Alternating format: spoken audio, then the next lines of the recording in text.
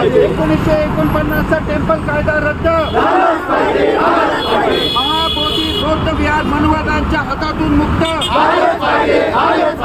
बौद्ध गया बौद्ध विहार बौद्धांच्या हातात, महाबोधी बौद्ध विहार बौद्धांच्या हातात,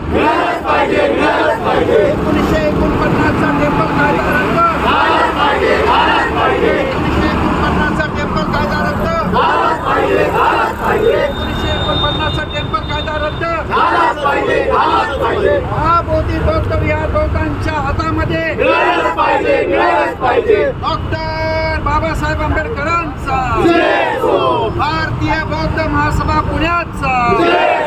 डॉक्टर बाबासाहेब आंबेडकरांचा, तथागत भगवान गौतम बुद्धांचा.